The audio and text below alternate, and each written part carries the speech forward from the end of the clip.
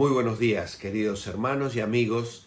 Comenzamos nuestra tercera semana en una carta verdaderamente maravillosa, la epístola de Pablo a los Filipenses. Hoy nos toca meditar en solo 2 versículos del capítulo 1.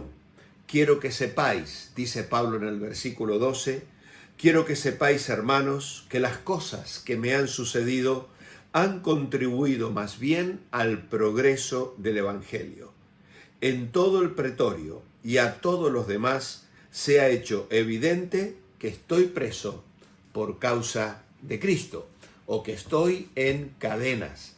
Por eso ayer desde la Iglesia Revive hemos compartido una meditación sobre este párrafo bajo el título Rompiendo las cadenas. No sé si alguna vez te has parado a preguntarte por qué sufren los cristianos. ¿Has sufrido tú? Es una pregunta que los cristianos muchas veces se han hecho a lo largo de los siglos. La Biblia tiene mucho que decir en relación al sufrimiento. ¿Por qué ocurre? Es más, Pablo habló sobre este tema en muchas ocasiones, no solo aquí, pero en la epístola a los Filipenses escribió acerca de su propio sufrimiento y de lo que sucedió a causa de ese sufrimiento. Tenemos que hacer memoria y debiéramos recordar que Pablo era el hombre que quería llegar a Roma con el propósito de anunciar allí el Evangelio. El Evangelio ya había llegado a Roma. Obviamente, cuando Pablo llega a Roma, hay un grupo de hermanos que salen a recibirle y traen aliento al corazón de un desanimado apóstol que luego de un viaje verdaderamente caótico entra en Roma, pero ¿sabéis cómo entra? Con las manos encadenadas.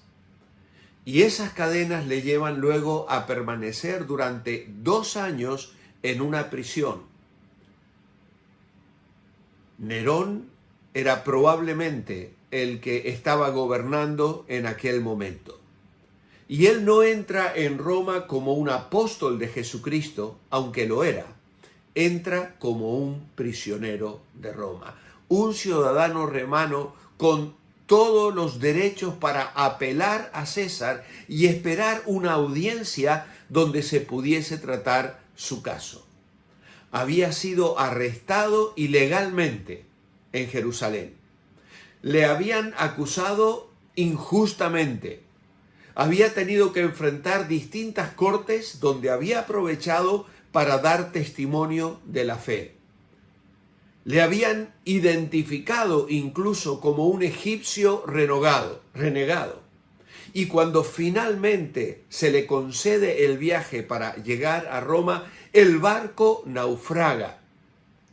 Y hay una serie de situaciones verdaderamente trágicas. En medio de todo eso, los milagros de Dios se manifiestan una y otra vez. Pero Pablo llega a Roma encarcelado y virtualmente olvidado durante 2 años.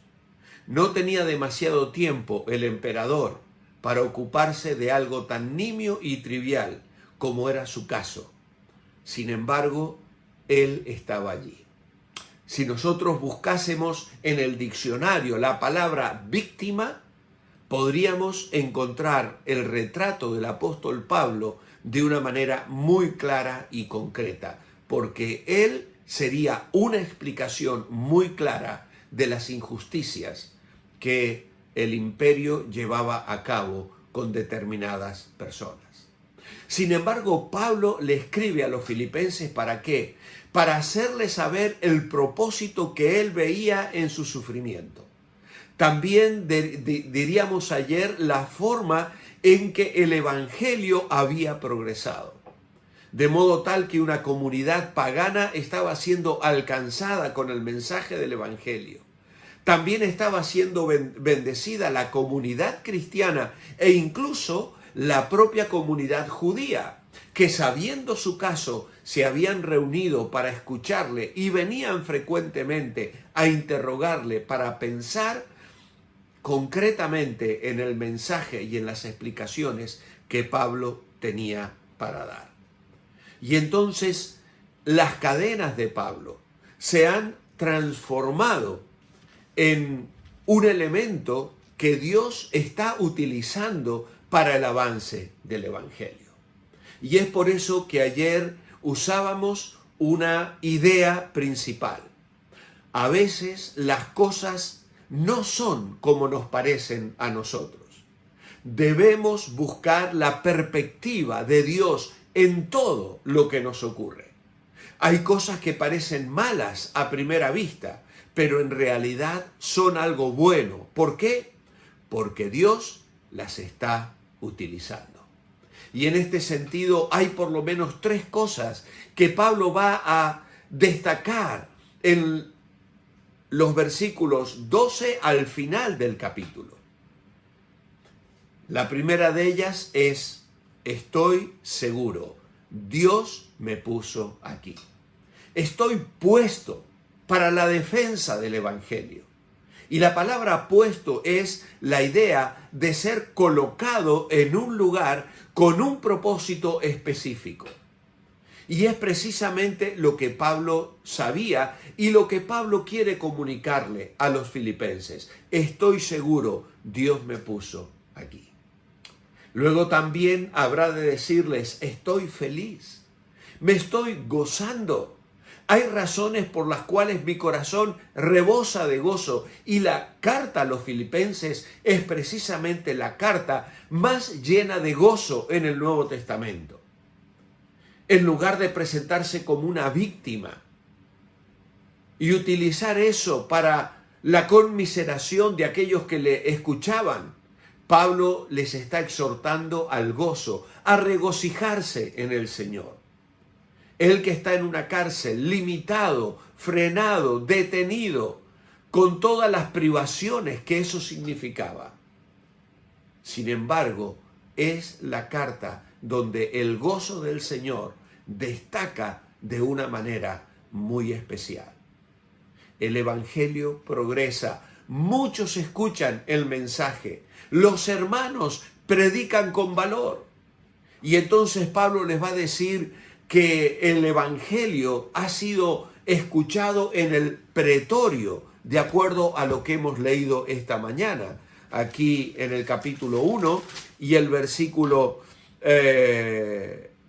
12 y 13, dice: en todo el pretorio y a todos los demás se ha hecho evidente que estoy preso o que estoy en cadenas por causa de Cristo.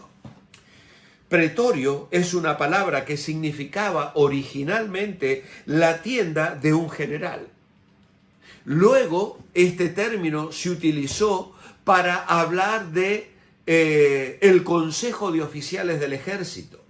Más tarde se utilizó para la residencia oficial del gobernador de una provincia.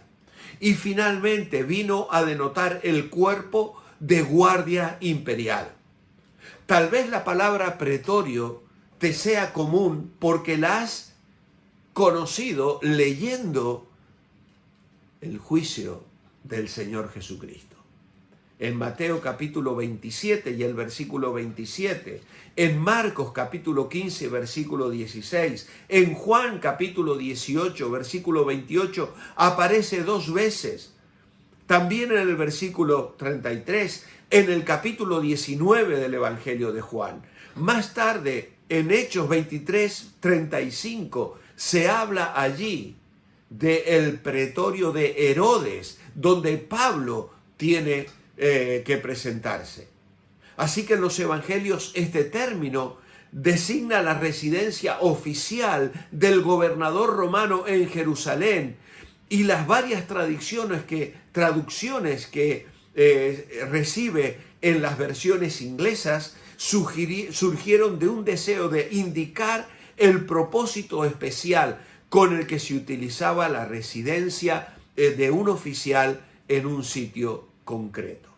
Así que allí mismo, en el pretorio, donde estaban los generales, donde a veces residía el gobernador de Roma. Allí en el pretorio el evangelio estaba siendo proclamado. Y Pablo dice, en esto me gozo y me gozaré aún.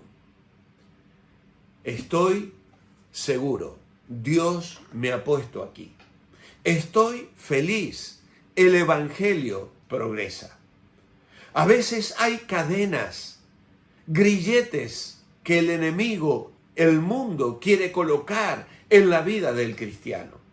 Circunstancias que parecen estar fuera de nuestro control y que a veces vemos como un impedimento para el ministerio. Una enfermedad, una situación caótica en el trabajo, una economía quebrantada, nos hace desear otras situaciones para servir al Señor. Pero cuando el creyente vive en la voluntad de Dios, cuando el creyente sabe que está donde Dios le quiere tener, experimenta una paz extraordinaria. ¿Cuál es la situación que estás enfrentando? ¿Cuál es el momento en el cual te encuentras en este día, en esta hora, en tu vida personal? ¿Estás allí porque Dios lo ha permitido? ¿Estás allí porque has orado buscando la voluntad de Dios y todo parece haberse venido abajo? Pues confía y descansa. Y pide al Señor que te ayude a tener el sentir que el apóstol Pablo tenía.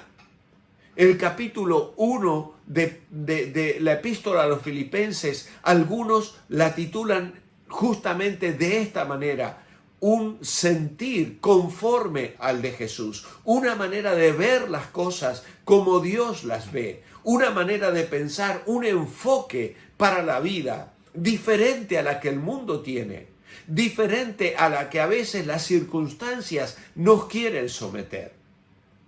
¿Qué tipo de cadenas están atenazando tu vida?